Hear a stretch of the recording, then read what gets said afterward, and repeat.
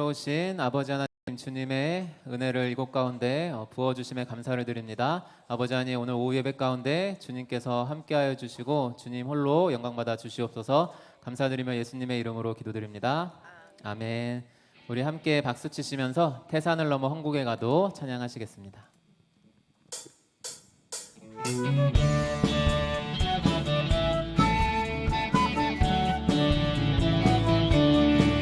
태산을 넘어 천국에 가도 이 가운데로 걸어가면 주께서 항상 지키시기로 약속한 말씀 변치 않네. 하늘의 영광, 하늘의 영광, 나의 맘속에 차고도 넘쳐 할렐루야를 힘차게 불러 영원히 주를 찬양하리. 캄캄한 밤에 다닐지라도 주께서 나의 길 되시고 나에게 밝은 빛이 되시니 길 잃어버릴 염려 없네. 하늘의 영광, 하늘의 영광, 나의 맘속에 차고도 넘쳐 할렐루야를 힘차게 불러 영원히 주를 찬양하리. 광명한 금이 마음의 바다 찬란한 천국 바라보고 할렐루야를 힘차게 불러 날마다 빛에 걸어가리. 하늘의 영광, 하늘의 영광, 나의 맘속에 차고도 넘쳐 할렐루야를 힘차게 불러 영원히 주. 3절 다시 한번 하겠습니다. 광명한 금이 마음의 바다 찬란한 천국 바라보고 할렐루야를 힘차게 불러 날마다 빛에 걸어가리. 하늘의 영광, 하늘의 영광, 나의 맘속에 차고도 넘쳐 할렐루야를 힘차게 불러 영원히 주를. 하늘의 영광, 하늘의 영광, 하늘의 영광, 나의 맘속에 차고도 넘쳐 할렐루야를 힘차게 불러 영원히 주. 우리 마지막으로 하늘의 영광, 하늘의 영광, 하늘의 영광, 나의 맘속에 차고도 넘쳐 할렐루야를 힘차게 불러 영원히 주를 찬양하리. 할렐루야. 아멘. 우리 하나님께 영광의 박수 올려드리겠습니다. 우리 계속해서 옳은 길 따르라 의의 길 찬양하겠습니다. 옳은 길 따르라 의의 길은 세계 만민의 참된 길. 이 길 따라서 살기를 온 세계에 전하세. 만 백성이 나갈 길. 어둠 밤 지나고 동트나 환한 빛 보아라 저기. 주 예수의 나라 이 땅에 오겠네요. 주 예수 따르라 승리의 주. 세계 만민이 나아갈 길과 진리요 참 생명. 내 창검을 부수고 따르라 화평한. 어둠 밤 지나고 동튼다 환한 빛 보아라 저기. 주 예수의 나라 이 땅에 곧 오겠네 오겠네.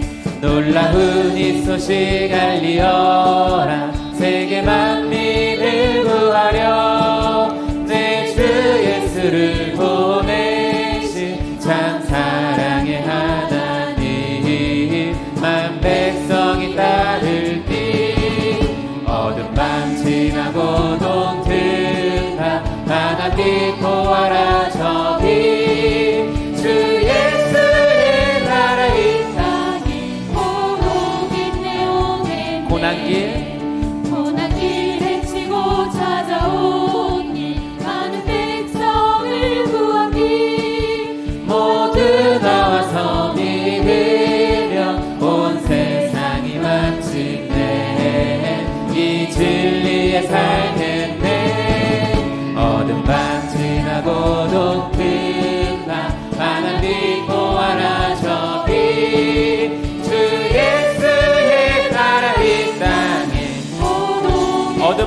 지나고 어둠 밤 지나고 동튼다 환한 빛 보아라 저기 주 예수의 나라 이 땅에 오겠네. 마지막으로 어둠 밤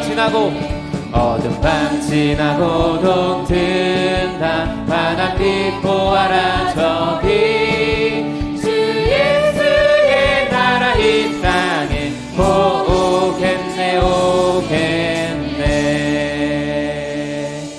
아멘. 우리 이 시간 계속해서 우리 살아계신 주님 찬양하며 나아가겠습니다.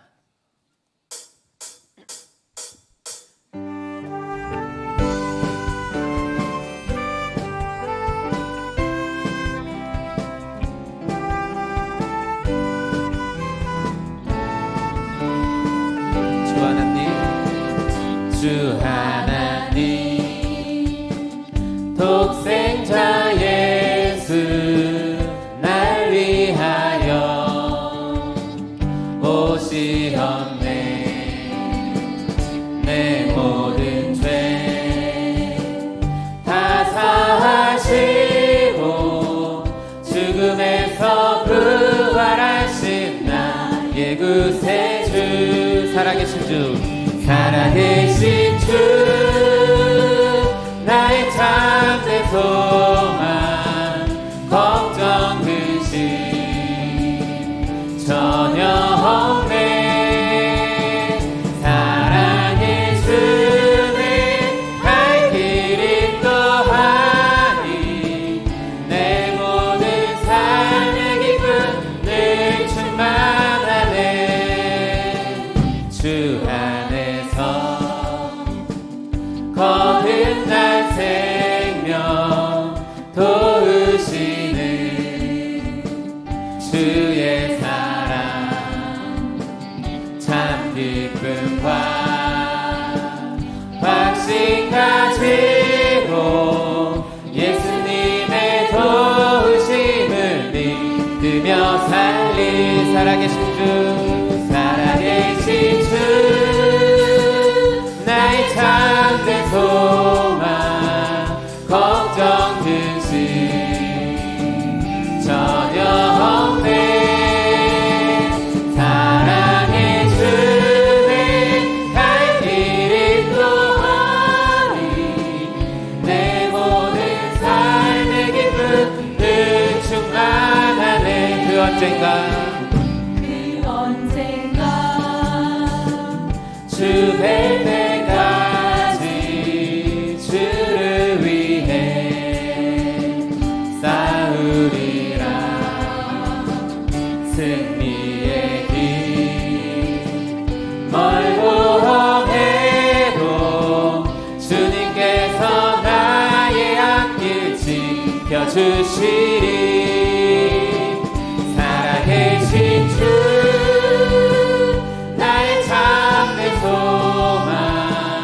걱정 근심 전혀 없네.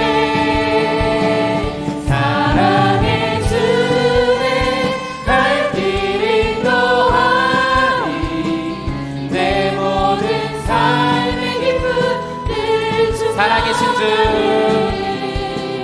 살아계신 주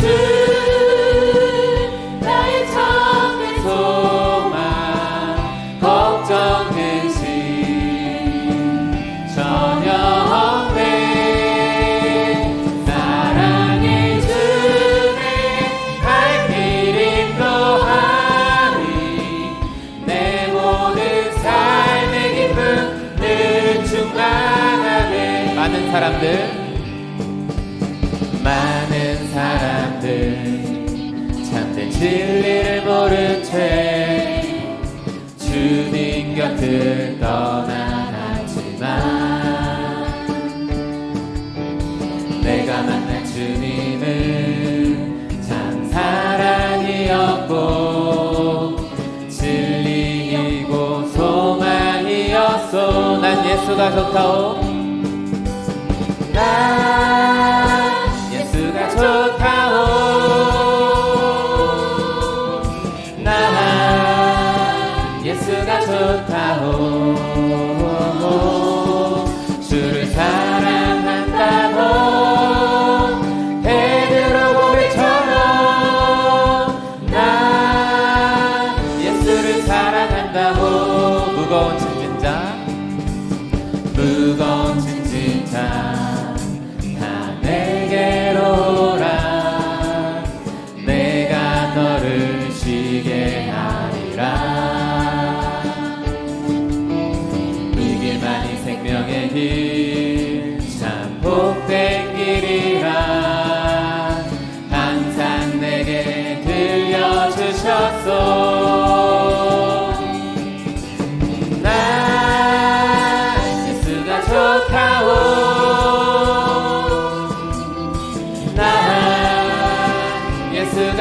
좋다오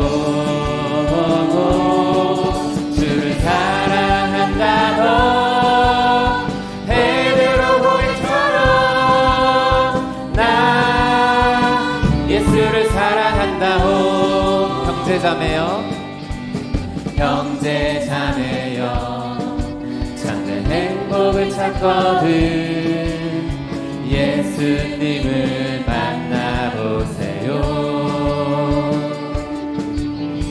그분으로 인하여 참 평안을 얻으며 나와 같이 고백할 거요 나 예수가 좋다오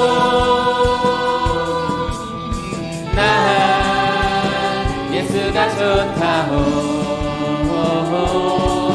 주를 사랑한다고 베드로 고백처럼 난 예수가 좋다오 난 예수가 좋다오 난 예수가 좋다오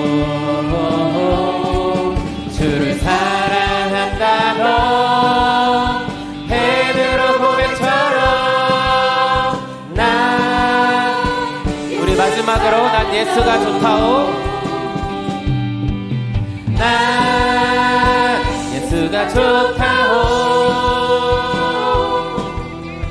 난 예수가 좋다오 주를 사랑한다고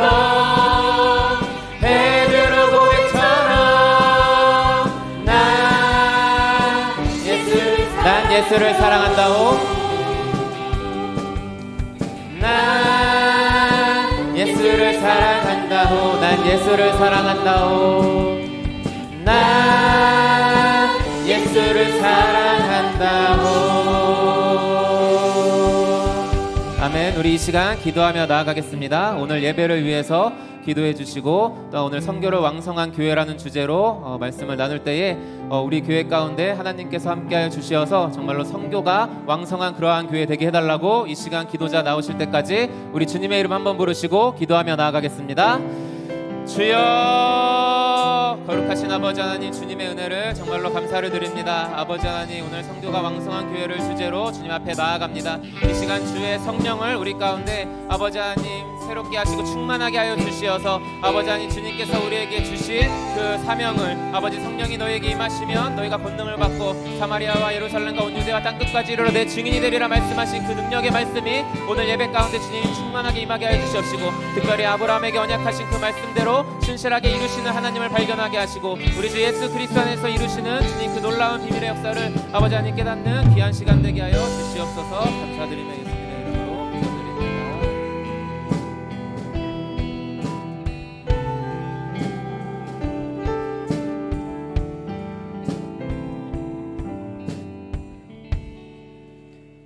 사랑과 은혜가 풍성하신 하나님 아버지, 가정의 달을 맞이하여 우리를 화평케 하시고 예배로 주님을 섬기며 찬양하게 하여 주시니 감사합니다.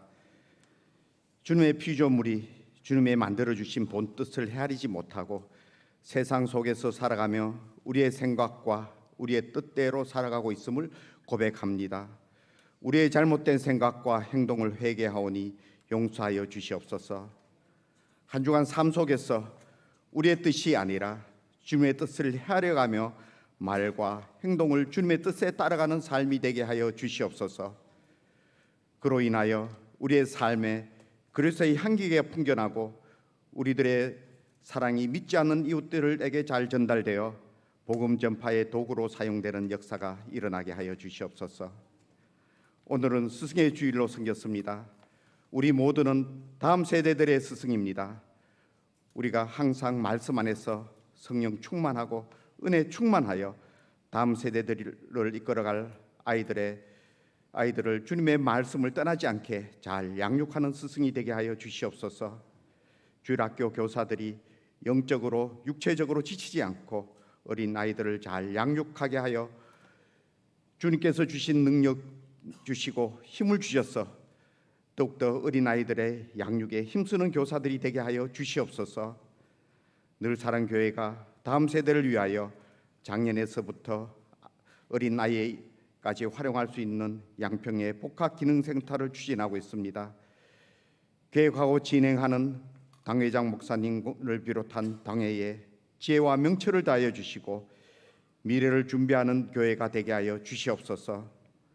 우리 모든 성도들은 합력하여 복합기능센터가 은혜롭게 완공될 수 있게 물질로 기도로 동참하게 하여 주시옵소서. 이제 한 주간 세상 속에 나갑니다. 말씀 안에서 우리의 삶을 더욱 정결하게 하며 살아가게 하여 주시옵소서. 주님의 뜻을 쫓아 살아가는 우리들의 삶이 되고 그 삶을 통하여 믿음으로 승리하는 우리 모두의 삶이 되게 하여 주시옵소서. 오늘은 선교가 왕성한 교회로 오진석 목사님께서 말씀을 전합니다. 대언하는 주님의 말씀에 활력이 넘치게 하여 주시고 주님의 말씀을 전하시는 사역을 잘 감당하는 목사님이 되게 하여 주시옵소서. 오늘 전하는 말씀을 통하여 우리들이 행동으로 실천하여 복음 확장에 불이 붙는 역사가 일어나게 하여 주시옵소서. 오늘 또 여러모로 주님의 사역을 잘 감당하신 주의 자녀들에게 복의 복을 다하여 내려 주시옵소서. 감사합니다. 우리를 세상에서 낮에는 구름 기둥으로 밤에는 불 기둥으로 지켜 주시는 살아계신 우리 주 예수 그리스도의 이름으로 기도드립니다. 아멘.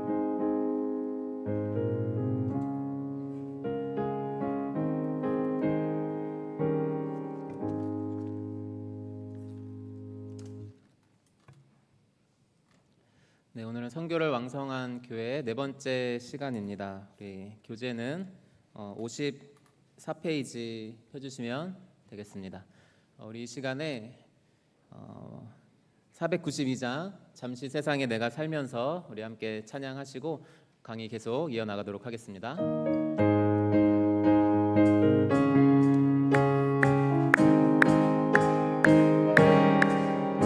잠시 세상에 내가 살면서 항상 찬송 부르다가 날이 저물어 오라 하시며 영광 중에 나아가리. 열린 천국문 내가 들어가 세상 짐을 내려놓고 빛난 면류관 받아 쓰고서 주와 함께 길이 살리. 눈물 골짜기 더듬으면서 나의 갈 길 다간 후에 주의 품 안에 내가 안기어 영원토록 살리로다. 열린 천국문 내가 들어가 세상 짐을 내려놓고 빛난 면류관 받아 쓰고서 주와 함께 길이 살리.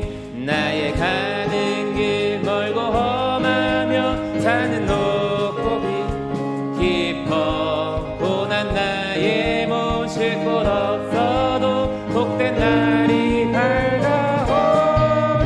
열린 천국문 내가 들어가 세상 짐을 내려놓고 빛난 면류관 받아 쓰고서 주와 함께 길이 살리. 한숨 가시고 죽음 없는 날 사모하며 기다리니 내가 그리던 주를 배울 때 나의 기쁨 넘치리라. 열린 천국문 내가 들어가 세상 짐을 내려놓고 빛난 면류관 받아 쓰고서 함께 열린 천국문 열린 천국문 내가 들어가 세상 짐을 내려놓고 빛난 면류관 받아 쓰고서 주와 함께 길이 살리. 아멘. 우리 55쪽에 도전을 주는 이야기를 우리 함께 보도록 하겠습니다. 제가 읽어 드릴 테니 눈으로 따라와 주시면 되겠습니다. 도전을 주는 이야기, 제목은 전도를 위해 시계를 안 찬 사람입니다. 또 이르시되 너희는 온 천하에 다니며 만민에게 복음을 전파하라. 마가복음 16장 15절 말씀. 해리 덴만이라는 사람은 미국 남부의 엘라베마주 버밍햄에서 출생했다고 합니다. 그는 아버지를 일찍 여의어 노동해 가며 홀어머니를 모시다가 나이가 20살이 넘어서야 고등학교에 입학을 했습니다. 그는 대학과 대학원을 만학으로 마쳤고요. 덴만은 1965년 은퇴하기까지 미국 감리교 본부의 전도국 총무 자리를 30년 가까이 지키면서 한국에서 복음을 전했다고 합니다. 그는 평생 시계를 차지 않았다는데 그것이 전도에 유리했기 때문이라고 합니다. 지금 몇 시나 되었습니까? 라는 질문으로 말문을 연 다음에 자연스럽게 고향은 어디십니까? 예수 그리스도의 사랑을 아시는지요? 하면서 전도를 하는 것이었습니다. 빌리 그레이엄 목사님은 해리 덴만은 세계적으로 개인 전도의 제1인자라고 칭할 정도로 그렇게 말을 했습니다. 그는 70이 넘어서도 새벽 기도를 빠지지 않았고 시골에 가서 전도할 때는 한글을 모르는 노인들에게도 성경을 나누어 줬다고 하는데 그 이유를 이렇게 설명했다고 합니다. 저 할머니들은 문자를 해독하지 못하니까 당장 읽지는 못하겠지만 그 책을 선반 위에 둔다 해도 언젠가는 그의 손자가 자라서 이 성경을 보고 큰 영감을 받아 루터나 웨슬리 같은 위대한 전도자가 될 수 있지 않겠는가. 네, 도전을 주는 이야기였습니다. 도전이 되시지요? 오늘날 같은 경우에는 이렇게 시계를 안 차도 다양하게 시간을 알 수 있는 방법이 있으니까 꼭 이거를 그대로 우리가 따라할 필요는 없겠지만 이 마음만은 우리가 오늘 강의를 통해서 전도를 위한 복음 전도를 위한 그 마음의 열정만은 우리가 품었으면 좋겠습니다. 아멘. 네, 아멘. 우리 이제 사가를 들어갈 텐데요. 저도 꽤 오랜 시간 만에 이렇게 사가를 하게 되어서 지난 시간에 어떤 이야기를 나누었는지 다시 이렇게 책을 봐야 알 수 있을 정도로 시간이 꽤 오래되었습니다.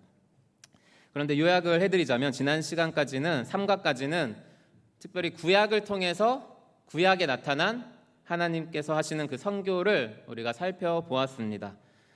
그래서 그 중에서도 아브라함 이야기와 출애굽 이야기를 중심으로 알아보았었는데요.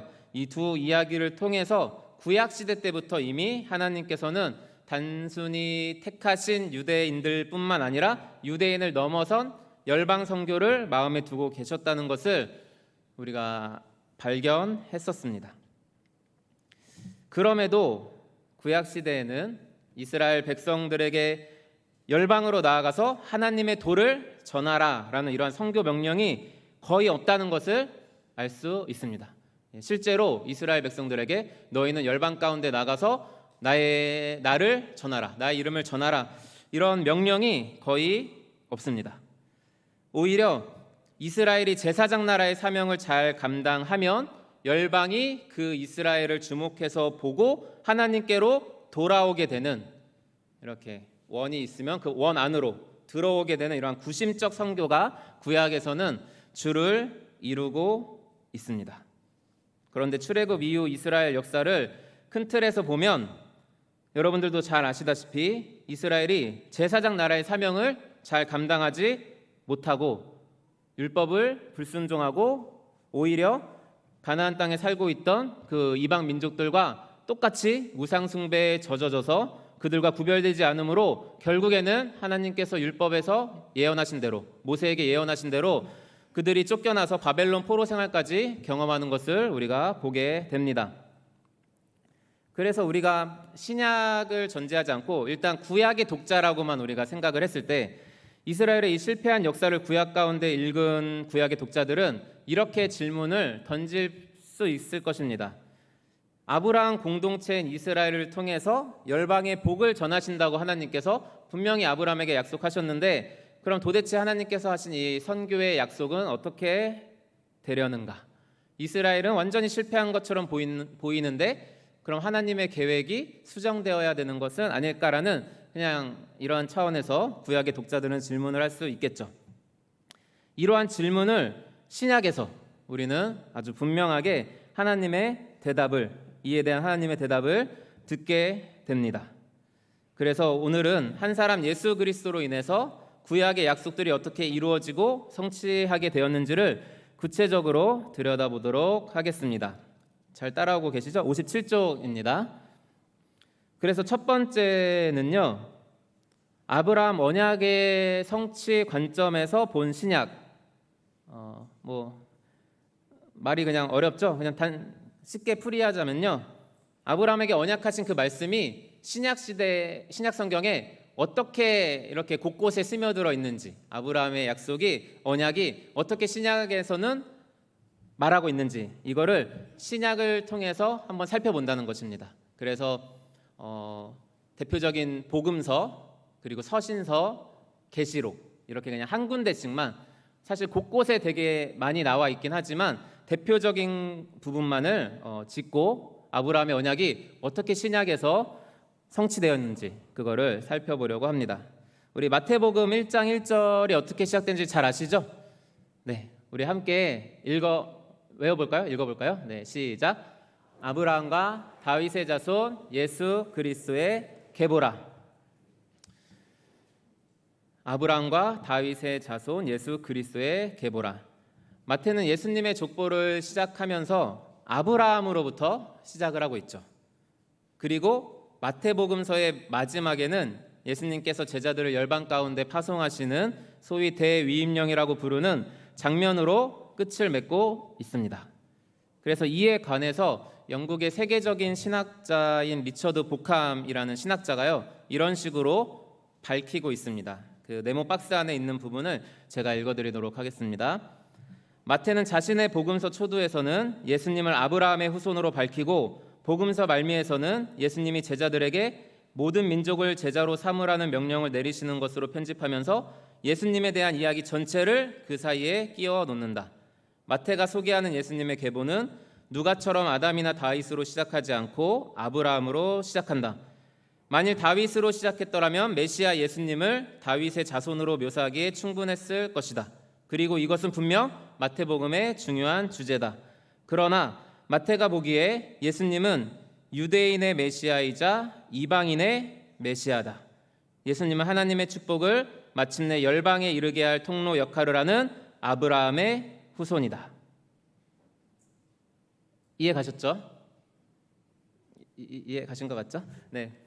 아브라함 언약 가운데 아브라함의 자손들의 그 약속하신 그 복이 우리가 이따가도 살펴보겠지만 열방 가운데로 이미 담겨져 있지 않습니까? 그래서 예수님은 유대인의 메시아일 뿐만 아니라 이방인의 메시아라는 것을 강조하기 위해서 마태는 아브라함으로부터 그렇게 예수님의 족보를 시작하고 있는 것이라는 그러한 견해를 이 학자가 했습니다. 복음서에서 나온 아브라함의 언약을 살펴보았죠. 좀 부족하긴 하지만 이렇게 살펴보았는데, 이제 서신서에서 갈라디아서에서 직접적으로 이렇게 다루고 있습니다. 그래서 사실은 갈라디아서 3장을 전체를 읽어보면 좋긴 하겠지만요, 그러면 이제 문제에 대한 답을 찾기가 조금 힘드실 수 있어요. 그래서 제가 갈라디아서 3장 1절에서 9절부터 먼저 우리 함께 읽을 테니까 2-1번의 해답을 지금 말씀을 읽으시면서 어떤 것인가를 한번 찾아보시면 좋겠습니다. 우리 3장 1절에서 9절 읽도록 하겠습니다. 시작.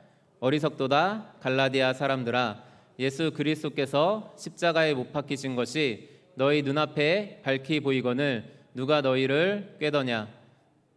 내가 너희에게서 다만 이것을 알려 하노니 너희가 성령을 받은 것이 율법의 행위로냐 혹은 듣고 믿음으로냐. 너희가 이같이 어리석으냐. 성령으로 시작하였다가 이제는 육체로 마치겠느냐. 너희가 이같이 많은 괴로움을 헛되이 받았느냐. 과연 헛되냐. 너희에게 성령을 주시고 너희 가운데서 능력을 행하시는 이의 일이 율법의 행위에서냐 혹은 듣고 믿음에서냐. 아브라함이 하나님을 믿음에 그것을 그에게 의로 정하셨다 함과 같으니라. 그런즉 믿음으로 말미암은 자들은 아브라함의 자손인 줄 알지어다. 또 하나님이 이방을 믿음으로 말미암아 의로 정하실 것을 성경이 미리 알고 먼저 아브라함에게 복음을 전하되 모든 이방인이 너로 말미암아 복을 받으리라 하였느니라. 중요합니다. 그러므로 믿음으로 말미암은 자는 믿음이 있는 아브라함과 함께 복을 받느니라. 아멘. 자, 중요한 절을 표시해 드렸죠. 아브라함의 복에 함께 참여하는 자들은 어떤 자들입니까? 네? 뭐라고요? 아브라함 9절 다시 한번 띄워주세요. 자, 중요하다고 그랬죠. 다시 한번 읽겠습니다. 시작. 믿음으로 말미암은 자는 믿음이 있는 아브라함과 함께 복을 받느니라. 아브라함의 복을 참여하는 자들이 어떤 자들이라고요? 네네. 믿음으로 말미암은 자는 믿음이 있는 아브라함과 함께. 믿음이 있는 자들. 어떠한 믿음이죠? 이 아까 문맥상에 계속 살펴보면은 듣고 믿음에서라고 그랬습니다. 이 듣는 것은 무엇일까요? 믿음은 들음에서 나고 들음은 그리스도의 말씀이니라. 그리스도의 복음을 듣고 믿는 자들은 아브라함의 복에 참여하는 자들이라고 분명하게 밝히고 있습니다. 아멘. 그 하나님께서는 특별히 그 자손에게 약속을 주신다고 하셨어요. 그 자손에게. 그런데 이 자손을 이 갈라디아서 본문에서는 누구를 가리키고 있습니까? 갈라디아서 3장 13절에서 16절 말씀을 우리 한번 읽고 답을 함께 찾아보도록 하겠습니다. 갈라디아서 3장 13절에서 16절입니다. 시작. 그리스도께서 우리를 위하여 저주를 받은 바 되사 율법의 저주에서 우리를 속량하셨으니 기록된 바 나무에 달린 자마다 저주 아래에 있는 자라 하였음이라. 이는 그리스도 예수 안에서 아브라함의 복이 이방인에게 미치게 하고 또 우리로 하여금 믿음으로 말미암아 성령의 약속을 받게 하려 함이라. 형제들아, 내가 사람의 예대로 말하노니 사람의 언약이라도 정한 후에는 아무도 패하거나 더하거나 하지 못하느니라. 이 약속들은 아브라함과 그 자손에게 말씀하신 것인데 여럿을 가리켜 그 자손들이라 하지 아니하시고 오직 한 사람을 가리켜 내 자손이라 하셨으니 곧 그리스도라. 아멘. 이 자손은 누구를 가리킵니까? 그리스도. 네. 하나님께서 약속하신 그 자손에게 너와 그 자손으로 말미암아 모든 민족이 복을 얻으리라 하셨던 그 말씀의 약속의 그 자손은 바울 사도가 바로 그리스도를 가리킨다. 여럿을 가리켜 말하는 것이 아니라 바로 그리스도를 가리킨다고 말씀을 하고 있습니다. 이렇게 이제 아브라함의 지금 언약이 어떻게 지금 신약에서 다루어지고 있는지 다루고 있었는데요. 이제 계시록에서는 이 아브라함에게 하신 언약이 어떤 식으로 메아리쳐 울리고 있는지를 이제 마지막으로 계시록의 말씀을 통해서 우리가 아브라함의 복, 아브라함의 언약을 살펴보려고 합니다. 요한계시록에는 구원받은 백성들을 부르는 표현이 등장을 하죠. 거기에서는 아브라함의 복을 떠오르게 하는 표현을 사용합니다. 요한계시록 5장 9절 10절 말씀과 요한계시록 7장 9절 10절 말씀을 참고하면요, 그 구원받은 백성을 어떻게 부르고 있는지를 우리가 알 수가 있는데요. 요한계시록 5장 9절에서 10절 말씀 우리 먼저 한번 읽도록 하겠습니다. 시작. 그들이 새 노래를 불러 이르되 두루마리를 가지시고 그 임봉을 떼기에 합당하시도다. 일찍이 죽임을 당하사 각 족속과 방언과 백성과 나라 가운데서 사람들을 피로 사서 하나님께 드리시고 그들로 우리 하나님 앞에서 나라와 제사장들을 삼으셨으니 그들이 땅에서 왕노릇 하리로다 하더라. 아멘. 네, 중복된 표현이 이제 7장 9절에서 10절에서 나올 것입니다. 7장 9절에서 10절 우리 함께 읽겠습니다. 시작. 내가 보니 각 나라와 족속과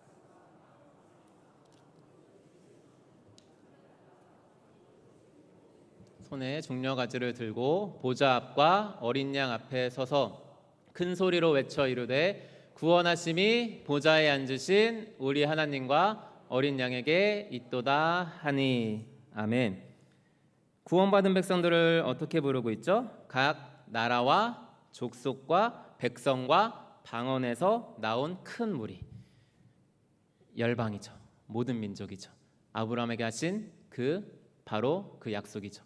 그 약속이 요한계시록에 이미 주님의 계획 안에서는 다 이루어져 있음을, 우리가 그것을 향해 나아가고 있음을 요한계시록을 통해서 우리가 살펴볼 수가 있습니다.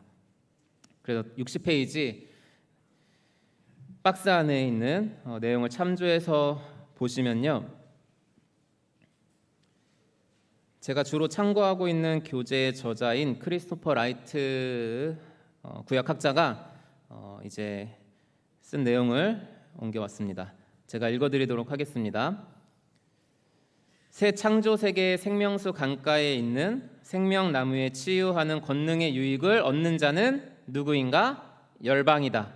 그들은 이미 그들의 명예, 영광, 존귀를 하나님의 성에 가져오는 것으로 기술되었다. 그들은 구속받고 모든 죄와 악이 제거된 채 그리 될 것이다. 그러나 우리가 성경에서 발견하는 열방의 최종적 모습은 치유다. 그 나무 잎사귀들은 만국을 치료하기 위하여 있더라. 창세기 3장에서 11장 이래로 근본적으로 전적으로 병들었던 열방은 마침내 세계가 기다리던 전 세계적 치유를 경험할 것이다. 아브라함의 축복은 모든 열방을 만물의 구속자, 구주 치유자이신 그리스도의 샬롬으로 인도할 것이다. 그리고 구속받은 인류가 모든 천사와 창조 세계 안에 있는 모든 피조물과 더불어 그 위대한 업적을 경축할 때 나는 하나님이 아브라함을 바라보며 이렇게 말씀하신 모습을 상상해 본다. 너 거기 있구나. 나는 약속을 지켰다. 내가 모든 열방이라고 말했지. 이게 모든 열방이다. 선교는 완수되었다. 아멘. 네, 이렇게 지금까지 우리가 아브라함에게 약속하신 그 언약, 아브라함에게 약속하신 그 하나님의 놀라운 복, 이것이 신약 성경에서 어떻게 다루어지고 있고 어떻게 성취되어 나가는지를 우리가 복음서, 서신서, 요한계시록에서 한 부분 한 부분을 이렇게 빼내어서 우리가 살펴보았습니다. 그래서 이제 두 번째로는요, 어떤 거를 해보려고 하냐면요, 그러면 예수님의 대위임령과 아브라함의 언약이 어떻게 연결되고 있는지를 우리가 자세히 살펴보도록 하겠습니다. 지금까지 제가 계속 말씀드렸던 창세기 12장 1절에 3절에서 아브라함의 언약이 드러나 있죠. 우리가 너무나도 잘 알고 있습니다. 그래도 한번 우리가 환기를 시키기 위해 1절에서 3절 말씀을 읽고 개략적인 메시지를 나누어 적어보도록 하겠습니다. 우리 함께 읽겠습니다. 시작. 여호와께서 아브라함에게 이르시되 너는 너의 고향과 친척과 아버지의 집을 떠나 내가 내게 보여줄 땅으로 가라. 내가 너로 큰 민족을 이루고 내게 복을 주어 내 이름을 창대하게 하리니 너는 복이 될지라.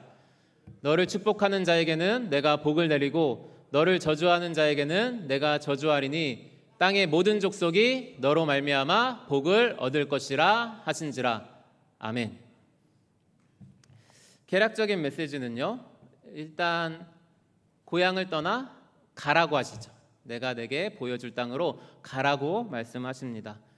그리고 가셔서 거기서 이제 뭘 하냐면 하나님께서 아브라함을 복이 되게 하신다는 겁니다. 그래서 아브라함을 축복하는 자에게는 축복을 하고 아브라함을 저주하는 자에게는 저주하게, 아브라함이 그냥 복의 기준이 되도록, 아브라함이 복의 통로가 되도록 하나님께서 아브라함을 그렇게 만들어 주신다는 것입니다. 그리고 왜 그렇게 만드시냐면 그렇게 복된 아브라함을 통해서, 그의 공동체를 통해서 땅의 모든 족속이, 온 열방이 너로 말미암아 복을 얻게 하시려고 그렇게 하나님께서 창세기 12장 1절 3절에서 아브라함에게 언약을 하셨습니다.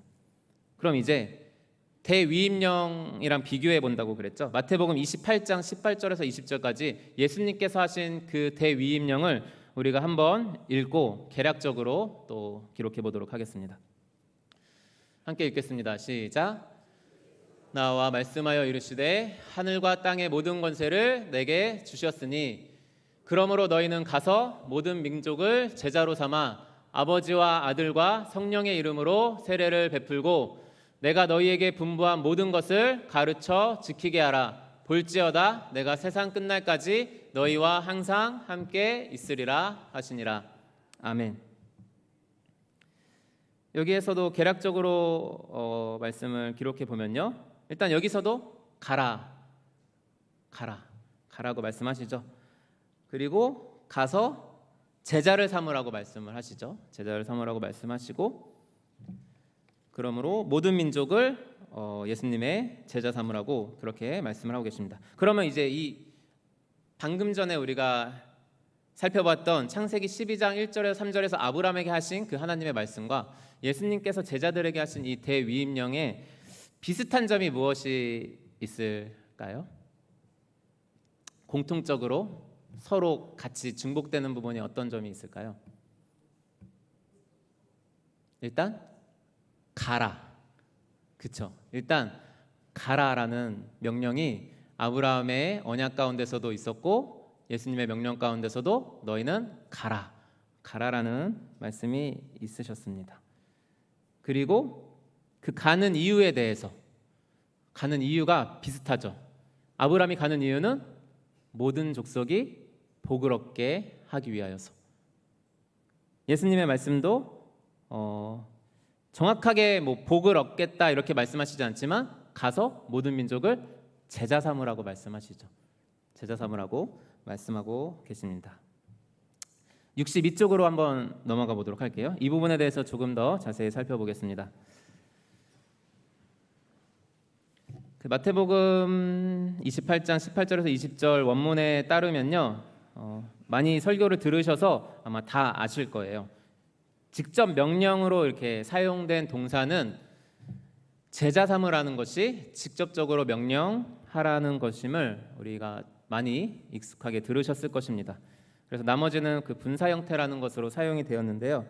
그래서 이게 무엇을 의미하냐면 세례를 주는 행위, 또 예수님께서 분부한 모든 것을 가르쳐 지키는 행위들이 제자를 삼는다라는 큰 틀 안에서 그 모든 것들이 이루어져야 된다는 것을 그렇게 문법적으로 보면은 우리가 이해할 수 있습니다. 그러면 이 열방의 복이 되라는 아브라함과 자손에게 주신 약속의 명령과 예수님의 제자 삼으라는 이 열방의 복이 되라랑 예수님의 제자 삼으라랑 과연 어떤 관계가 있을 것 같습니까? 열방의 복이 되라, 예수님의 제자 삼으라. 한번 찍어보세요.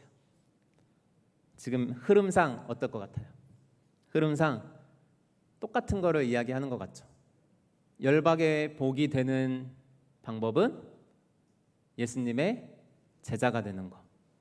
예수님의 제자가 되는 것이 곧 열방의 복을 얻게 하는 유일한 길인 것임을 우리가 추측해 볼 수 있고 실제로 성경에서 그렇게 말씀하고 있죠. 그래서 아브라함에게 하신 그 복이, 아브라함에게 하신 그 약속이 우리가 앞부분에서 살펴보았던 것처럼 그 약속이 그 자손에게 이어지는데 그 자손이 바로 예수 그리스도셨습니다. 그래서 아브라함에게 하신 그 복은 오직 예수 그리스도 안에서 이루어지게 되는 것이죠. 오직 예수 그리스도만이 하나님께서 아브라함에게 하신 그 약속대로 복을 줄 수 있는 유일한 길이라는 것입니다. 그렇지 않습니까?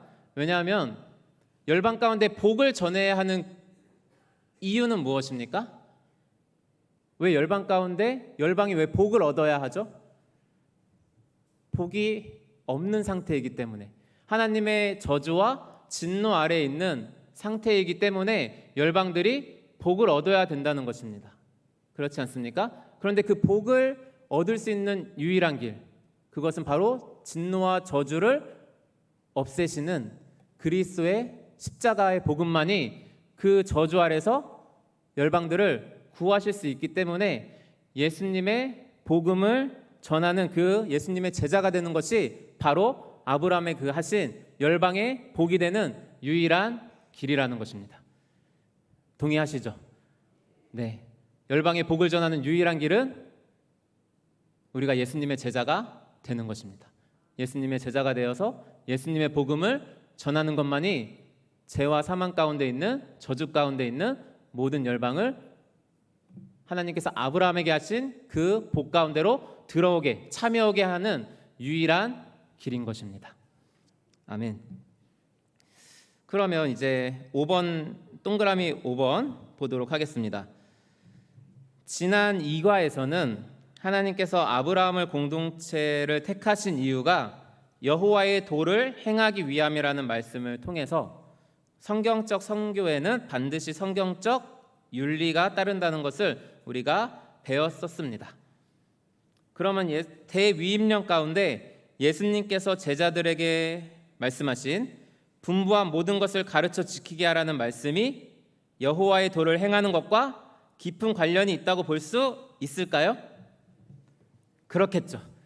하나님께서 아브라함에게 공동체 가운데 아브라함의 공동체는 여호와의 도를 행해야 한다. 너희가 여호와의 도를 행할 때 열방이 너로 말미암아 복을 얻게 될 것이다 하신 이것이 그대로 신약에 와서 예수님께서 너희는 가서 모든 민족으로 제자를 삼아 내가 너희에게 분부한 모든 것을 가르쳐 지키게 하라. 이게 바로 여호와의 도랑 똑같죠. 여호와의 도가 곧 예수님의 말씀이니까요.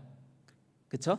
그래서 이 아브라함의 복이 예수님 안에서 완전하게 성취되었다는 것을 우리가 이 짧은 시간에 정말 살펴보았습니다. 그런데 사실 이렇게 짧은 시간에 살펴보긴 했지만 이 거대한 하나님의 이 드라마는 정말 우리의 삶을 압도할 정도로 우리가 이 이야기 속에 충분히 잠겨 있어야 됩니다. 하나님께서 그 아브라함에게 4,000년 전에 아브라함에게 하신 그 약속이 2,000년 전에 예수님께서 그거를 완전히 이루셨고 그것이 2,000년이 지난 지금 그 이야기가 계속적으로 이루어지고 있는 이 거대한 하나님의 이야기 가운데 우리가 그 속해 있음을 아는 것이, 그 이야기 속에 우리가 잠겨 있어야 하는 것이 그 이야기에 참여하는 바로 우리들의 마땅한 책임이고 사명일 것입니다. 아멘. 그래서 이 이야기를 이 아브라함의 이야기 또 이 예수님의 그 이야기를 우리가 날마다 묵상했으면 좋겠고요. 그래서 이제 마지막으로 예수님의 대위임령과 아브라함의 언약이 사실상 같은 것을 말하는 것임을 우리가 앞부분에서 살펴보았으니까 그러면 이제 그 두 말씀 가운데서 그러면 과연 하나님께서 의도하신 그 선교의 핵심은 무엇인지, 우리가 하나님의 그 백성으로서 그 이야기에 참여하고 있는 우리들에게 그 선교의 핵심이 무엇인지를 살펴보고 우리가 강의를 마무리하도록 하겠습니다. 선교의 핵심은 이 두 가지만 살펴보았을 때요. 첫 번째는 떠나감이고 두 번째는 믿음과 순종입니다. 로마서 1장 5절 말씀 교재에 있는데요. 제가 한번 읽도록 하겠습니다. 그로 말미암아 우리가 은혜와 사도의 직분을 받아 그의 이름을 위하여 모든 이방인 중에서 믿어 순종하게 하나니. 로마서 1장 5절의 말씀입니다. 첫 번째 선교의 핵심은 떠나감입니다. 아브라함을 통한 하나님의 선교는 아브라함이 고향 땅을 떠남으로 시작되었습니다. 예수님께서도 제자들에게 열방을 향해 가라고 말씀하십니다. 물론 위에서 언급한 것처럼 너희는 가서라는 말이 직접적인 명령 형태로 쓰인 것이 아니지만 열방을 제자로 삼으려면 여기에 앉아서 열방을 제자로 삼기가 어렵죠. 오늘날 시대는 옛날이랑 좀 달라서 이렇게 인터넷이 있고 이래서 우리가 인터넷을 통해서 안 가더라 하는 방법이 있을지 모르겠지만 우리가 이 시대를 생각해 보면 반드시 제자들이 열방을 향해 나아가야 열방을 제자로 삼을 수 있었습니다. 그런 걸 볼 때 우리가 이처럼 떠나감이란 선교의 중요한 핵심 중 하나인 것을 우리가 발견할 수 있습니다. 그런데 이제 저자는 이 물리적인 지리적인 떠나감도 우리가 중요하게 붙잡아야 하지만 한편으로 이 떠나감이 단순히 지리적 떠나감만을 의미하는 것이 아니라 라고 크리스토퍼 라이트는, 이 저자는 지적하고 있습니다. 이렇게 말하고 있죠. 네모 박스입니다. 63쪽 밑에 부분. 그러나 또 다른 관점에서 그와 같은 떠나감이 반드시 지리적으로 한 장소에서 다른 장소로 이동하는 것을 의미할 필요는 없다. 세상 안에서 하나님의 선교에 헌신한 그리스도인들은 세상으로부터 확실히 떠나는 것으로 시작해야 한다. 여전히 바벨과 소돔 땅에서 살고 있기 때문이다. 우리는 세상의 우상 숭배적 본질과 그것의 모든 주장과 이데올로기를 인식할 필요가 있다. 크리스토퍼 라이트는 우리가 살고 있는 이 세상 가운데서 우리 교회라는 존재가 세상 밖으로 부름받은 사람들이기 때문에 완전히 지금 우리가 살고 있는 이 세상의 이 시대 정신에 따르지 않고 완전히 거기서부터 우리가 분리되어서 세상으로부터 확실히 떠나야 한다는 것을 이렇게 영적인 측면, 약간 믿음적인 측면을 이렇게 한편으로 강조를 하고 있습니다. 근데 우리가 조심이라기보단 주의해야 할 점은 이게 전통적인 선교에서는 그 앞부분이 정말로 강조되었어요. 어쨌든 선교라고 하면 전도와 구별돼서 해외 타문화권으로 나가는 것이고, 그러니까 반드시 지리적인 떠남이 있어야 선교가 이루어진다라는 것을 전통적인 선교에서는 강조를 했습니다. 그런데 이제 조금 새로운 관점에서는 반드시 꼭 그것만 의미할 필요는 없다고 이렇게 약간 땡기고 있죠. 그런데 이게 또 너무 땡겨가면은 실제적으로 이루어지고 있는 현상이라고 어떤 학자가, 제가 기억은 안 나는데, 지적을 했는데, 우리가 너무 이제 이쪽으로 땡기다 보니까 아무도 해외로 나가는 사람이 없다는 거예요. 모든 사람이 여러분들이 다 선교사입니다. 각자의 처한 환경에서 선교사의 사명을 감당하시고 하니까 실제로 그런 말씀으로 이렇게 양육을 받은 사람들은 그래? 그렇지. 내가 지금 내가 있는 삶의 현장에 충실하는 것이 그리스도의 제자로 살아내는 것이 하나님의 그 복을 전하는 그런 사명을 감당하는 것이니까 맞지. 나 선교사 맞지. 이렇게 하다 보니까 정작 해외로 나가는 사람이 없는 거예요. 실제적으로 그러한 현상이 일어나고 있다고 합니다. 그래서 저희는 좀 중심을 잘 잡아야 한다고 생각을 합니다.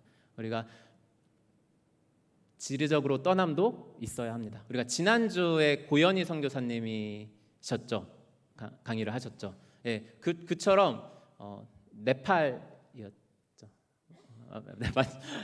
네팔로 지리적으로는 그런 떠남이 있으셨기 때문에 그곳 가운데서 예수님의 제자로 살아가면서 그 네팔 지역의 민족들을 제자로 삼을 수 있는 그 명령을 순종할 수 있었던 것처럼 우리가 반드시 지리적 떠남도 염두에 두어야 할 것이고요. 또한 우리가 삶의 현장 가운데서도 우리가 그 삶의 현장에서 소돔과 바벨론과 같은 그들의 정신의 우상 숭배의 정신에서 완전히 우리가 그들로부터 마음적으로, 믿음적으로 그렇게 떠나서 구별된 거룩한 백성으로서 살아가야 하는 이 두 가지 떠나감을 우리가 잘 붙잡았으면 좋겠습니다. 마지막으로 믿음과 순종입니다. 로마서 1장 5절에서 바울은 자신의 소명이 이방인들이 그리스도를 믿고 순종하게 하는 것이라고 밝히고 있습니다. 우리의 구원의 문제에 있어서는 그리스도를 믿는 믿음 외에 그 어떠한 공로가 개입될 여지는 전혀 없습니다. 우리는 오직 믿음을 통해서 의롭다 칭함을 얻을 뿐입니다. 아멘. 아멘. 그렇다면 그 순종은, 믿고 순종하는 이 순종의 차원은 어떤 주제일까요? 순종은 우리를 구원하신 목적, 즉 선교의 차원과 관련이 있음을 크리스토퍼 라이트 이 저자는 밝히고 있습니다. 믿음과 순종이 없이는 자신이나 다른 사람들을 위한 복은 없다. 하나님이 열방을 위한 그분의 구속적 선교에 참여하도록 부르시는 이들은 아브라함처럼 구원하는 믿음을 발휘하면서 동시에 아브라함처럼 희생적인 순종을 보여주는 사람들이다. 아멘. 아브라함의 순종은 우리가 너무나도 잘 알고 있습니다. 대표적인 순종은 아무래도 아들을 바친 그 순종이 되겠죠. 히브리서 기자는 11장 17절 19절 말씀에서 이렇게 기록하고 있습니다. 아브라함이 어떻게 그러한 순종이 가능했는지를 우리 말씀 한번 띄워주시길 바랍니다. 우리 함께 읽겠습니다. 시작. 아브라함은 시험을 받을 때에 믿음으로 이삭을 드렸으니 그는 약속들을 받은 자로 돼 그 외아들을 드렸느니라. 그에게 이미 말씀하시기를 내 자손이라 칭할 자는 이삭으로 말미암으리라 하셨으니 그가 하나님이 능히 이삭을 죽은 자 가운데서 다시 살리실 줄로 생각한지라 비유컨대 그를 죽은 자 가운데서 도로 받은 것이니라. 아멘. 네. 아브라함이 어떻게 아들을 바치는 그 희생적인 순종을 할 수 있었다고 히브리서 기자는 말씀하고 있습니까? 아브라함이 하나님을 믿었기 때문에 하나님께서 이삭에게서 난 자라야 내 씨라 칭하리라 하신 그 약속의 말씀을 신뢰했기 때문에 설령 이삭이 죽더라도 하나님이 다시 살리실 것이요 죽지 않더라도 하나님께서 다른 방법을 예비해 놓으셨겠지 하는 하나님에 대한 전적인 그 믿음이 그러한 희생적인 순종으로 나타났음을 우리가 볼 수 있습니다. 우리 로마서 12장 1절 말씀 마지막으로 나누고 정리를 하려고 합니다. 로마서 12장 1절 말씀 우리가 함께 읽도록 하겠습니다.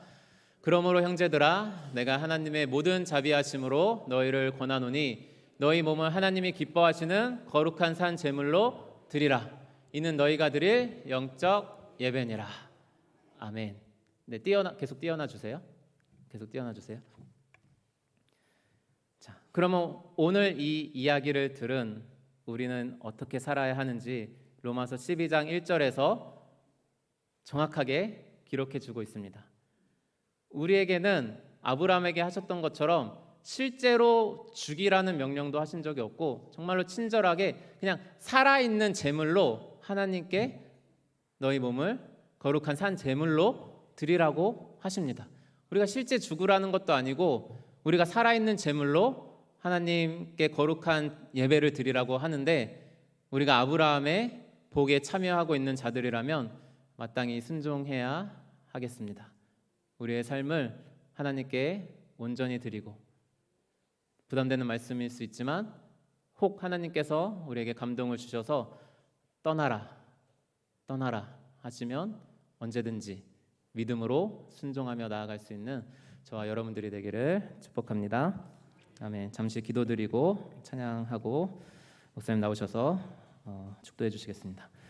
거룩하신 아버지 하나님, 오늘 아브라함에게 주신 그 약속이 예수 그리스도 안에서 완전히 이루셨고 또한 계속해서 이루어 나가고 계신 것을 또한 그 거대한 하나님의 우주적 드라마 가운데 그 이야기 가운데 우리가 속해 있음을 주님 말씀을 통해 살펴보았습니다.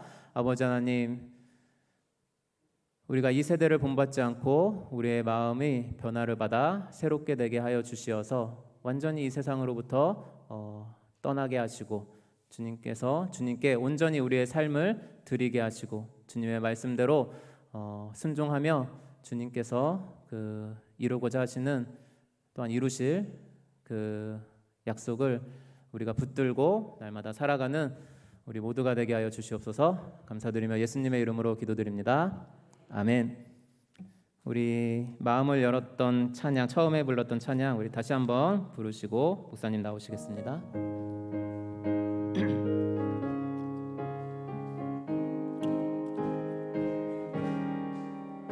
잠시 세상에 내가 살면서 항상 찬송 부르다가 날이 저물어 오라 하시며 영광 중에 나가리. 열린 천국문 내가 들어가 세상 짐을 내려놓고 빛난 면류관 받아 쓰고서 주와 함께 길이 살리. 눈물 골짜기 더듬으면서 나의 갈 길 가간 후에 주의 품 안에 내가 한기어 영원토록 살리로다. 열린 천국문 내가 들어가 세상 짐을 내려놓고 빛난 면류관 받아 쓰고서 주와 함께 길이 살리. 나의 가는 길 멀고 험하며 사는 높고 고른 깊어 고난 나의 몸 쉴 곳 없어도 복된 날이 밝아오리. 열린 천국문 내가 들어가 세상 짐을 내려놓고 빛난 면류관 받아 쓰고서 주와 함께 길이 살리. 한숨 다시고 죽음 없는 날 사모하며 기다리니 내가 그리던 주를 배울 때 나의 기쁨 넘치리라.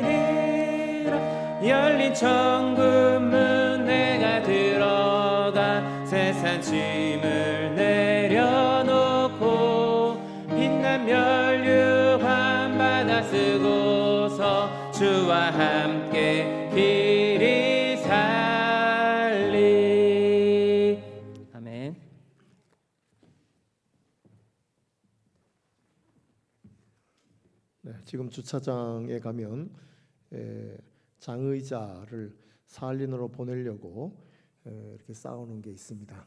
조금 불편하긴 한데 지난번에 한번 가져가려고 하다가 내일로 연기가 됐었어요. 내일로. 그래서 이제 5월달 내로 또 보낼 수 있게 됐구나 했더니 또 연기가 됐어요. 6월 달로 이렇게 연기가 됐어요.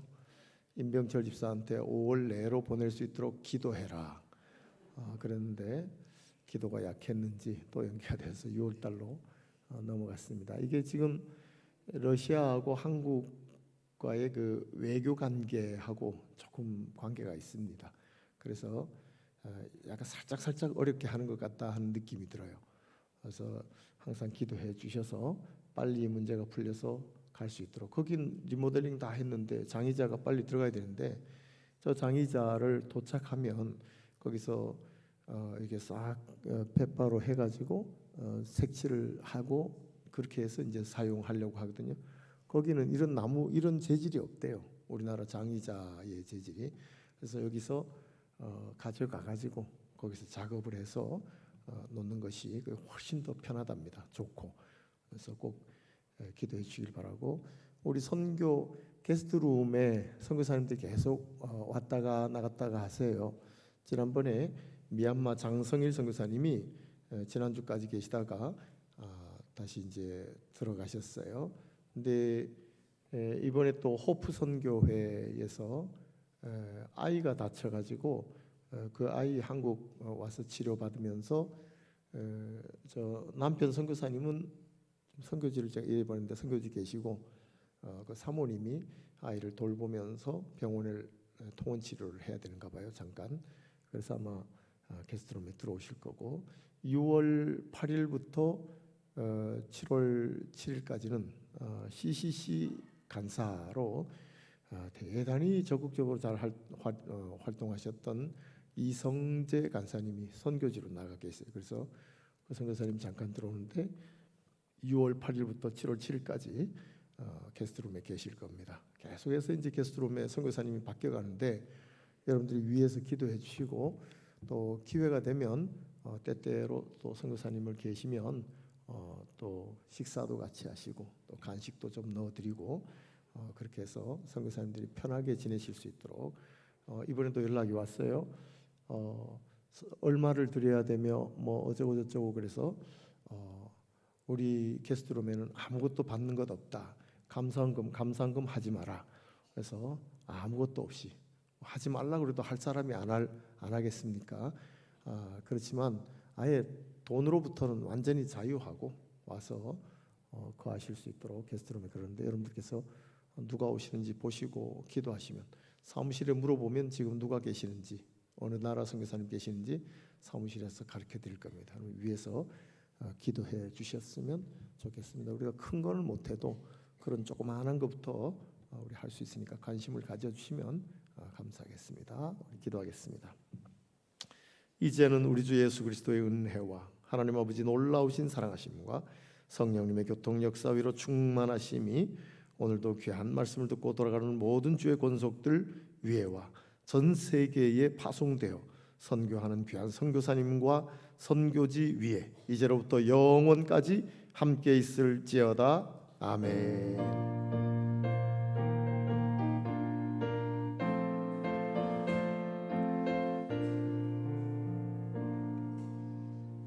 네, 예배 마칩니다. 따뜻하게 인사하시고 천천히 가시기 바랍니다.